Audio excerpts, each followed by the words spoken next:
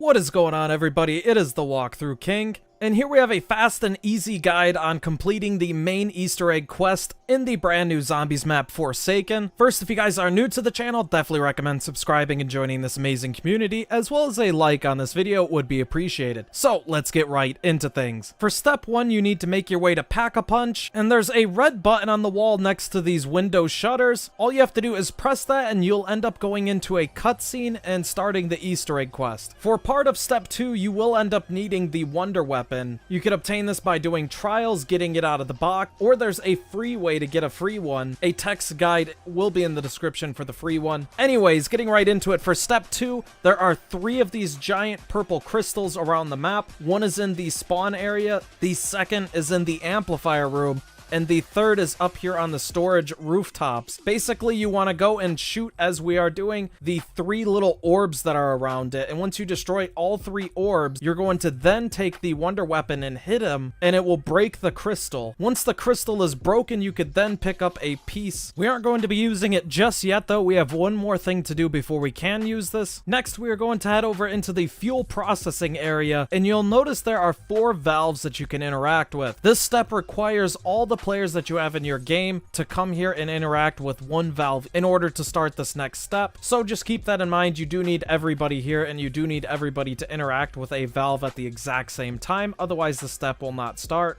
Once you do have all players there and you guys press a separate valve at the same time each, it will end up starting a lockdown phase where you just have to survive for a short period of time. And once you do survive throughout the entirety of the lockdown, in the center of the fuel processing tank, you will see a brand new fuel tank will end up dropping down to the ground. Go ahead and pick this up. Now, once we have this part, you're going to use those pieces that we got out of the crystal earlier to feed it to the Abomination. And once you feed it to the Abomination, go ahead and kill it, and then he'll drop a new crystal, and you can go ahead and pick up this crystal. You'll see it will end up filling up part of the fuel canister that we ended up just picking up in your inventory slot. And once you do feed the Abomination the crystal, and you kill him and get the new crystal, wherever you first picked up that crystal from, that area is now used up, so you have to go to one of the other crystal spots and pick up a fresh one from there.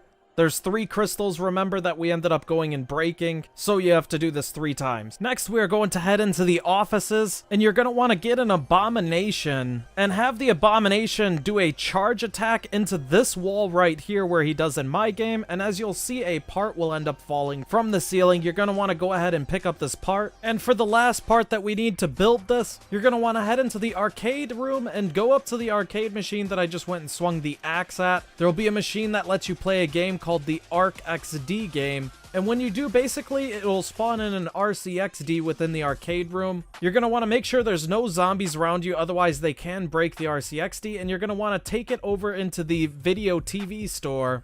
And there's a vent that you can end up going up to, and it will blow the vent away. Go inside with the RCXD and then go all the way to the back right. And once the RCXD ends up exploding, you'll notice once you go back into the TV room, the TV will just be sitting right outside through the wall, just like it was in our game and shown in the video. Go ahead and pick up the TV and you'll have the third and final part. Next, you are going to take the parts that we just got and go to the build table that is in the end of Main Street. Go ahead and build the neutralizer on this build table. And now you're going to want to prepare to go into the boss fight. So if you don't have enough points for things or you don't have enough salvage, this is the time that you want to take in order to get all of that done. If you do have all the points and salvage that you need to buy everything that you need, then after you do this next step, there will be all of the machines in the map spawned in one area where you could prepare there, so you don't have to worry about setting up beforehand and running around the map trying to find the machines you need. So just keep that in mind. Once you guys are prepared to start going to the boss fight, go ahead and activate the neutralizer.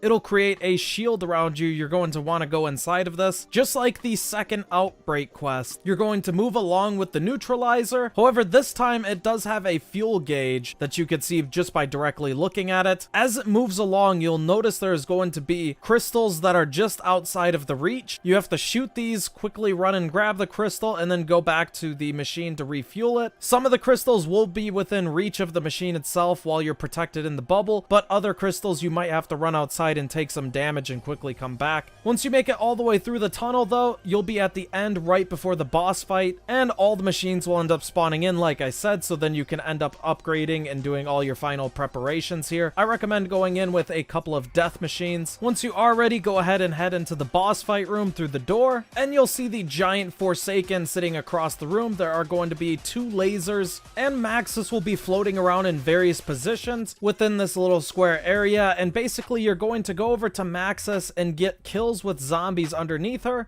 and it will fill up the meter that you see over on the left side, and once the meter is filled, she will end up going and activating one of the lasers to use. Now, you can't actually damage the Forsaken yet with the laser, so don't use it immediately. Basically, in order to damage the Forsaken with the lasers, you'll notice he has shields. In order to take down his first shield, you'll have to shoot the 2 crystals that are sitting on his shoulders, then you could damage him with the lasers. As you damage him more and more, he will gain new abilities and attacks. Basically, for most of the abilities and attacks, you just want to try to avoid them. There are these red lasers that do also come after you. Some of the attacks like those you can actually stop by shooting them. Others you just have to try your best to avoid it. You also have that huge box that is nearby to the lasers, so you can use that to hide from his attacks as well. Once you get his health down to about halfway, he will teleport you into a short kind of cutscene like area, and he will talk to you for just a short bit. After he's done talking, you are teleported back out into the main boss fight area to continue on. You'll notice he now has his shields back once you do get back there. Now you have to focus the center shield that is under his chest, destroy that, and you can then use the lasers once again to attack his main health, and then go ahead and avoid all of his attacks as you continually work at his health. Once he gets to about a quarter health, he'll gain new shields. This time there's a crystal on his head that you have to break. Go ahead and do that, and then he'll be back to his main health and continue to use the lasers to attack him. And once you fully drain his health, then you will have finally taken him out. Once that happens, you want to try your best to survive in the next short bit. And after so long, it will end up sending you into the Easter egg ending cutscene, and you will have beat the Forsaken Easter egg. Let me know what your guys' thoughts are on this Easter egg. It was a pretty simple one, only really 3 steps to get to the boss fight, and then the boss fight itself is pretty simple. All in all, it's a very enjoyable Easter egg quest to go and complete, so I definitely recommend doing this at least one time. If you guys do need any further help on anything, let me know in the comments, and I'll try my best to reply to every comment and give you guys some more insight on any steps that you may be struggling with. Stay tuned as well. I will have a full guide out on all of the Season 6 intel later on today, as well as a new guide over any new Easter eggs that are figured out, as I'm sure there are a bunch of side Easter eggs that we still have yet to solve in this map. Anyways, I'm taking off for now. This has been TheWalkthroughKing, and we'll see you guys at the next video. Peace!